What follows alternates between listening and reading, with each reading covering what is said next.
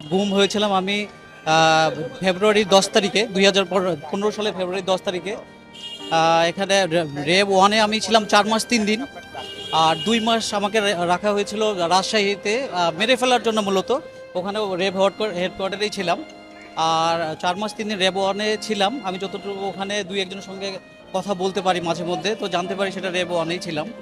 ওখানে আমাকে নির্মম নির্যাতন করা হয়। ওখানে আপনার আহ, সারাদিনে টয়লেট মানে আমাকে শুধু না সবাইকে একবারই করতে দেওয়া হতো। এবং আমি 4 মাস 3 দিন আমার ইচ্ছে ছিল যে আমাকে তো মেরেই ফেলবে। আমি একটা সময় বুঝতে পেরেছিলাম যে তারা হয়তো আমাকে আর ফিরে যেতে দেবে না।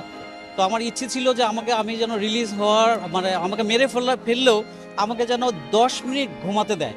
আমি যেন শুয়ে ঘুমাতে পারি, কারণ 4 মাস 3 দিন মানে শুয়ে থাকাটা এটা যে আল্লাহর কত বড় নেয়ামত, এটা আমি তখন বুঝতে পেরেছি। 4 মাস 3 দিনই আমাকে হাত পিছনে বাঁধা, চোখ বাঁধা এবং বসা অবস্থায়, এবং হাত বাঁধা শুধুমাত্র একবার যখন টয়লেটে যেতে দিত তাও আবার সময় বাঁধা ছিল 2 মিনিট। এর মধ্যে হয় আমাকে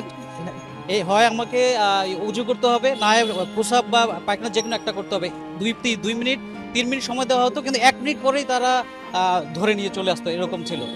তো আপনার নন স্টপ ওখানে বসে কেউ শুইতে পারে না, হাত বাঁধা পিছনে বসেই ছিলাম। আর 6 জুন আমাকে ওখান থেকে নিয়ে যাওয়া হয়, কারণ আমি প্রতিটা দিন গুনতাম, এক একটা দিন গুনতাম। 6 জুন আমাকে নিয়ে যাওয়া হয়। আহ, মানে 7-8 ঘন্টা জার্নি ছিল। পরে ওখানে যেয়ে আমি জানতে পারি যে এটা রাজশাহী রেব হেডকোয়ার্টার। তো ওখানে আমাকে টয়লেটে রাখা হয়েছিল। টয়লেটে এক মুখ পানি দিত। আর এক মুখ পানি, এটা দিয়েই আপনি খাবেন, এটা দিয়ে আপনি গোসল করেন, উজু করেন, যাই করেন, ওই ছোট এক মুখ সারাদিনে দেওয়া হতো।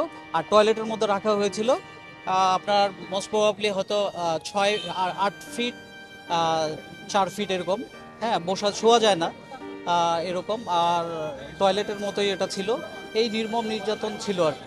এখন আমাকে ছেড়ে দেওয়ার আগে তারা বারবার বলেছিল যে যদি আমি মিডিয়ার সামনে কথা বলি, যদি আমি প্র্যাকটিস লাইফেও ফিরি, যদি আমি এগুলো কোনো মামলার সম্মুখীন হবে, মামলা করতে চাই, তাহলে তারা আমাকে এবার শেষ শেষ করে ফেলবে। আমার তখন একটা ছেলে একটা মেয়ে ছিল।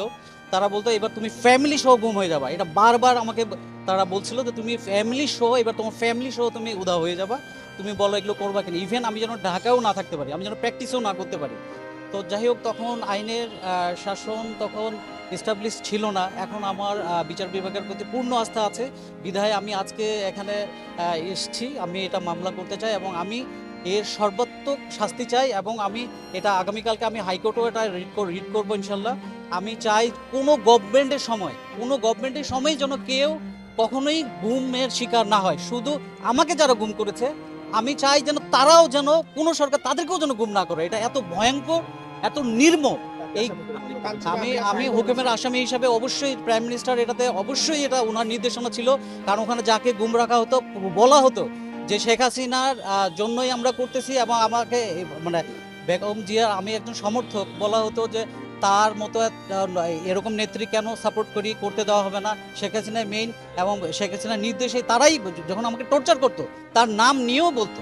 হ্যাঁ, এবং তারা সব শেখ হাসিনার একদম ঘনিষ্ঠ লোকজন, এটা বোঝা যেত। কারণ তাদের মানে এত রাগ কিসের, মানে এমন রাগ মনে হয় আমি তাদের ব্যক্তিগতভাবে কোনো আক্রোশ। তারা যখন আমাকে টর্চার করতো, বিশ্বাস করেন, তারা হাসাহাসি করতো।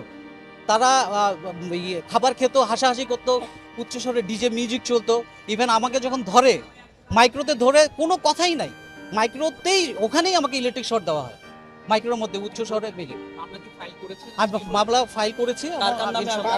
আমি প্রথমে সাবেক প্রধানমন্ত্রীর নাম দিয়েছি, তারপর স্বরাষ্ট্রমন্ত্রী এখানে আছে সাবেক, তারপর শহীদুল ইসলাম আছেন, তারপর র্যাবের মহাপরিচালক সাবেক বেনজির আহমেদ এটাতে আছে। মোট 26 জন, আমি 5 জন আসামি করেছি, আর বাকি 20 জন অজ্ঞাতনামা হিসেবে। 10ই ফেব্রুয়ারি আমাকে তারা গুম করে 8:30 সাড়ে 8টার দিকে, এর মধ্যে হবে। আর 13ই অগস্ট রাত 3টার সময় তারা আমাকে বের করে। এরপর তারা রিলিজ করে আমাকে মানে রাজশাহী গোদাগাড়ির এক জঙ্গলের মধ্যে।